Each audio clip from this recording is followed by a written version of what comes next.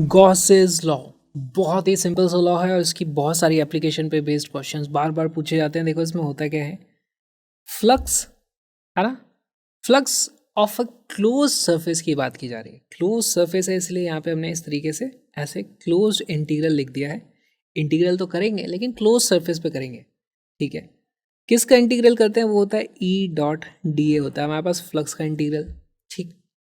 तो ये निकल के आ जाता है बेसिकली हमारे पास flux across a closed surface, और इसकी जो वैल्यू होती है ये हो जाती है हमारे पास Q enclosed upon epsilon naught. ये क्यू एनक्लोज्ड क्या है, जो भी वो जो क्लोज सरफेस थी उसके अंदर जितना भी चार्ज है वही हमारा क्यू एनक्लोज्ड है। देखो ये बहुत ही सिंपल सा लॉ है। और अब इसमें होता क्या है, मान लो मेरे पास यहाँ पर इस तरीके से एक पॉजिटिव चार्ज है, ठीक। इसके कारण अब यहाँ पर मान लो ये कंडक्टर है क्या है मुझे नहीं पता, जो भी है, लेकिन इसके कारण यहाँ से अब ये कंडक्टर नहीं है तो इलेक्ट्रिक फील्ड लाइंस कुछ ऐसे जाती है, मान लो अजीब सी जा रही हैं कुछ, है ना, ऐसे जा रही है, यहाँ से ऐसे जा रही है, यहाँ से ऐसे जा रही है, यहाँ से ऐसे जा रही है, यहाँ से ऐसे जा रही है, यहाँ से ऐसे जा रही है, यहाँ से ऐसे जा रही है, यहाँ से ऐसे जा रही है।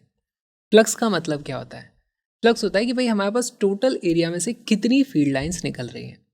अब देखो आप ये वाली सरफेस को ले लो, ये वाली क्लोज सरफेस को समझ लो, है ना, एक और नई क्लोज सरफेस बना लो।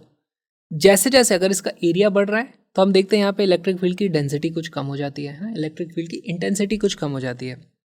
और इन दोनों के बीच में एंगल भी कुछ हो सकता है। जैसे यहाँ पर मुझे पता है कि भाई छोटा सा जो डी ए की अगर मैं बात करता हूँ तो ये मेरे पास डी ए की वैल्यू यहाँ आ रही है, यहाँ पर डी ए मेरे पास कुछ इस तरीके से होगा।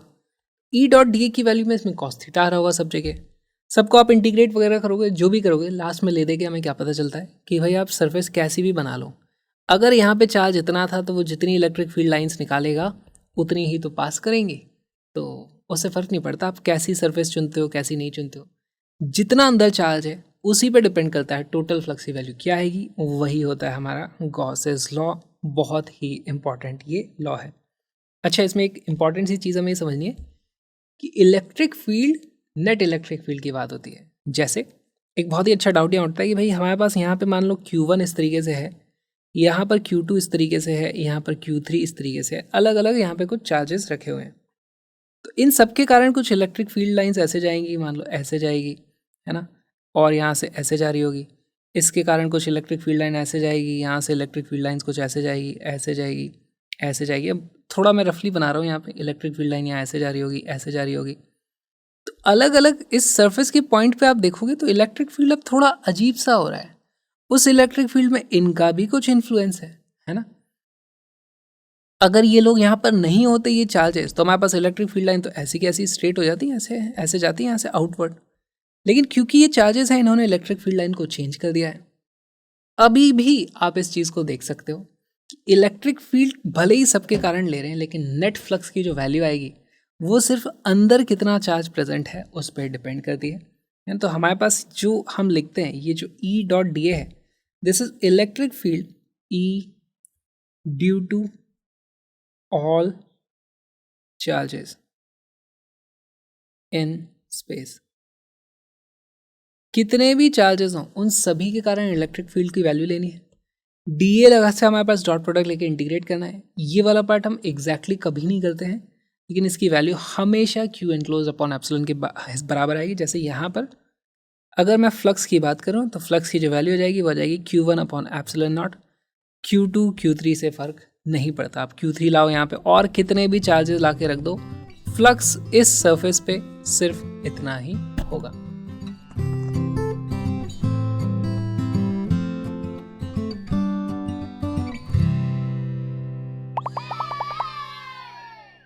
A sphere encloses an electric dipole with charges plus minus 3 into 10 raised to power minus 6 coulomb. What is the total electric flux across the sphere? देखो ये बहुत ही अच्छा PYQ है। इसमें हमारे पास इस तरीके से एक स्फीयर है, उस स्फीयर के अंदर एक डाइपोल है। डाइपोल क्या होता है, इस तरीके से होता है, यहाँ पे होता है हमारे पास प्लस क्यू, यहाँ पे होता है हमारे पास माइनस क्यू, इस तरीके से। अब देखो प्लस क्यू, इनके अक्रॉस जो इलेक्ट्रिक फील्ड लाइन बनती है वो कुछ इस तरीके की बनती है। प्लस क्यू से स्टार्ट होती है, यहाँ पे टर्मिनेट हो जाती है, यहाँ से स्टार्ट होती है, यहाँ टर्मिनेट होती है। कुछ फील्ड लाइन्स इधर भी जाती हैं, कुछ फील्ड लाइन्स इन्फिनिटी से इस तरीके से भी आती हैं। और भी आप बना सकते हो, यहाँ से इस तरीके से कहीं से आ रही होंगी, यहाँ से कहीं से आ रही होंगी, ये यहाँ से कहीं जा रही होंगी, यहाँ से कहीं जा रही होंगी, तो कुछ बड़ा ही कॉम्प्लिकेटेड सा यहाँ पे फिगर बनता है। लेकिन यहाँ पर जो फ्लक्स की वैल्यू है, फ्लक्स की वैल्यू हो जाती है क्यू एनक्लोज्ड अपॉन एप्सिलॉन। बताओ क्यू एनक्लोज यानी सरफेस के अंदर टोटल कितना चार्ज है, इसकी वैल्यू आ जाती है हमारे पास plus Q minus Q divided by epsilon naught, और इसकी वैल्यू आ जाती है 0। तो 0 हमारा आंसर हो जाता है। फील करने की कोशिश करें इसको, तो देखो फ्लक्स क्या होता है, कितनी फील्ड लाइन ने आपके एरिया को क्रॉस किया, कुछ क्रॉस करके बाहर जा रही थी लेकिन कुछ अंदर भी तो आ रही थी। तो अगर किसी के कारण पॉजिटिव फ्लक्स होता है तो किसी के कारण नेगेटिव फ्लक्स हो जाता है, और नेट फ्लक्स की वैल्यू हमारे पास 0 आ जाती है।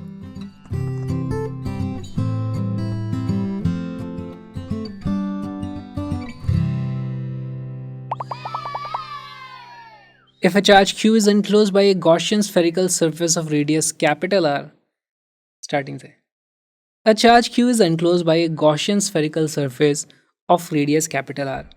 If the radius is doubled, then the outward electric flux will be. बहुत ही सिंपल सा क्वेश्चन है। अगर हमने रेडियस की वैल्यू डबल कर दी तो क्या हो जाएगा, देखो हमारे पास इस तरीके से एक छोटा रेडियस था, एक बड़े रेडियस का स्फीयर है, यहाँ पे कहीं पे हमारे पास q पड़ा हुआ है, q नहीं है, कैपिटल Q की वैल्यू है। अच्छा, फ्लक्स की जो वैल्यू होती है वो होती है Q enclosed upon epsilon naught. अगर हम यहाँ पे इसे गॉसियन सरफेस बनाए तो भी क्यू एनक्लोज सेम है, इससे बनाए तो भी क्यू एनक्लोज सेम है, तो हमारे पास फ्लक्स की वैल्यू रह जाने वाली है, सेम आने वाली है। सी बिकम्स आवर करेक्ट आंसर। वहीं अगर हमसे इलेक्ट्रिक फील्ड की वैल्यू पूछते तो देखो यहाँ इलेक्ट्रिक फील्ड की वैल्यू ज़्यादा होती है, ज़्यादा पास है ना वो चार्ज के, इलेक्ट्रिक फील्ड यहाँ ज़्यादा होता, बाहर आप देखते तो इलेक्ट्रिक फील्ड की मैग्नीट्यूड कम हो चुका होता, इलेक्ट्रिक फील्ड कम हो चुका है, लेकिन इलेक्ट्रिक फील्ड कम हुआ है, एरिया की वैल्यू ज़्यादा हो गई है। एक्चुअली आप देखोगे फिर से फ्लक्स की वैल्यू सेम आ जाती है, तो इस चीज़ को ही हमें समझना था। इलेक्ट्रिक फील्ड चेंज हो गया, एरिया की वैल्यू चेंज हो गई, लेकिन फ्लक्स की वैल्यू सेम होती है। C is our correct answer.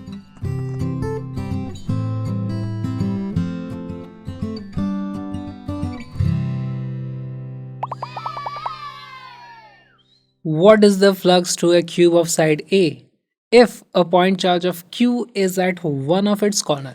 अब देखो इस तरीके के सवालों के बहुत सारे वेरिएशन बहुत बार पूछे जा चुके हैं, बहुत इंपॉर्टेंट, ये हमारे लिए PYQ है। हमारे पास यहाँ पर एक चार्ज रखा हुआ है इस तरीके से Q, इस चार्ज के कारण हमारे पास इस क्यूब में कितना हमारे पास फ्लक्स होने वाला है।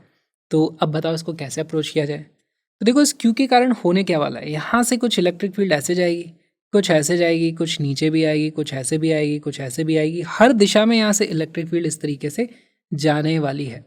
ओके, कितनी इलेक्ट्रिक फील्ड है जो इस क्यूब को क्रॉस करेगी। तो देखो यहाँ पर एक्चुअली जो इलेक्ट्रिक फील्ड्स है, ये वाली एक सरफेस है, इसके थ्रू तो हमारे पास इलेक्ट्रिक फील्ड क्रॉस नहीं करेगा, यहाँ से इलेक्ट्रिक फील्ड ऐसे सीधा निकल जाएगा। लेकिन हाँ, ये वाला जो इलेक्ट्रिक फील्ड है यहाँ से ज़रूर डेफिनेटली किसी ना किसी सरफेस को क्रॉस करके निकलने वाला है। तो किसी सरफेस में से 0 भी फ्लक्स है, कहीं से हमारे पास कुछ पॉजिटिव फ्लक्स भी होगा। इसको अप्रोच कैसे किया जाता है, यहाँ पर हमें ये समझना है कि भाई हमारे पास जो चार्ज है, मान लो ये हमारे पास चार्ज है Q, ये चार्ज एक्चुअली 8 क्यूब्स में इक्वली डिवाइड है, हमको ऐसा अज्यूम करना पड़ेगा। देखो अभी आपको दिखाई भी देंगी वो 8 क्यूब्स कौन सी हैं। एक क्यूब तो यहाँ जो ये रखी हुई थी वही वाली है, इस तरीके से एक क्यूब ये रही, ठीक। दूसरी क्यूब यहाँ पे आप इस तरीके से बनाओ ऐसे, तीसरी क्यूब यहाँ पे इस तरीके से बन जाएगी, और ये देखो इस तरीके से, और चौथी क्यूब हमारे पास यहाँ पर इस तरीके से बन जाती है। अब हमारे पास ये जो चार्ज है, इससे हर तरफ इलेक्ट्रिक फील्ड तो बराबर निकल रहा था, तो इस चार्ज का नीचे वाले हिस्सों में, है ना, चार्ज यहाँ रखा है, नीचे चार्ज क्यूब लगा दी हमने, नीचे वाले हिस्सों में जितना भी इलेक्ट्रिक फील्ड जा रहा था, इन 4 क्यूब्स में इक्वली वो इलेक्ट्रिक फील्ड क्रॉस करने वाला है, ठीक। सिमिलरली आप ऐसे ही ऊपर भी 4 क्यूब बना दो इस तरीके से। तो अब इसके कारण जो भी फ्लक्स था इन सभी सरफेसेस में बढ़ जाएगा। अगर इन सभी सरफेसेस के लिए बोलूं, है ना, तो मैं बोल सकता हूं भाई flux for all will be equal to charge enclosed upon epsilon naught. अगर इन सभी सरफेस, इस तरीके से मैं क्लोज्ड बड़ी सी क्यूब बना लूं, तो इन सभी सरफेसेस में से जो भी फ्लक्स होगा उसकी वैल्यू क्यू एनक्लोज्ड, जो कि अंदर हमारे पास क्यू की वैल्यू है, अपॉन एप्सिलॉन नॉट, इसके बराबर आने वाला है। तो क्या हम इसी को आंसर मार्क कर देंगे? नहीं नहीं नहीं, ऐसे नहीं होगा। ये जो फ्लक्स है इन 8 क्यूब्स में इक्वली डिवाइडेड है। अगर हमें फ्लक्स पता करना है फ्लक्स इन 1 क्यूब, तो वो हो जाएगा फ्लक्स अक्रॉस ऑल, है ना, इन सभी क्यूब्स में जितना फ्लक्स था उसका 1/8 ही तो एक क्यूब में से जाने वाला है ना। 1 2 3 4 5 6 7 8, टोटल 8 क्यूब थी। एक क्यूब में हमें पास जो आएगा वो उसका 1/8 आ जाएगा, तो इसकी जो वैल्यू हो जाती Q/8 epsilon naught. B is our correct answer. तो यहाँ पर अलग अलग तरीके से सवाल बनाए जा सकते हैं। कभी हमने इस चार्ज को यहाँ पर मान लो इस तरीके से, इसका जो ये वाला फेस है उसके सेंटर में रख दिया। उस केस में क्या होगा, हमारे पास जो इस चार्ज के कारण इलेक्ट्रिक फील्ड जाएगा वो इन 2 क्यूब्स को क्रॉस करके पूरा का पूरा निकलेगा। इन 2 क्यूब का जो आउटर एरिया है उसके अक्रॉस हमारे पास अब की बार जो फ्लक्स की वैल्यू हो जाती Q/एप्सिलॉन नॉट।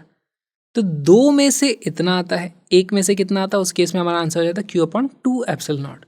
तो इस तरीके से भिन्न भिन्न प्रकार की सिमेट्रिक ज्योमेट्रीज बनाई जा सकती हैं और आपके लिए क्वेश्चन बनाया जा सकता है। बहुत ही इंपॉर्टेंट ये कॉन्सेप्ट था। ये जो छोटा सा वीडियो आपने देखा, एक छोटा सा पार्ट है बहुत ही प्यारे से, सुंदर से, कलरफुल से क्रैश कोर्स का, जहाँ पे हमने सारे के सारे 11th और 12th के कॉन्सेप्ट्स को कवर किया है विद कलरफुल ग्राफिक्स। और वहाँ पे बहुत सारे PYQs, एडिशनल एक्सरसाइजेस, सब कुछ आपको मिलने वाला है। स्ट्रक्चर तरीके से पढ़ने के लिए आ जाओ, link is in the description. साथ में कलरफुल PDF भी मिल जाएंगी, उनको फ्री में भी डाउनलोड कर सकते हैं, जल्दी डाउनलोड करो। हम मिलेंगे पूरे कोर्स में।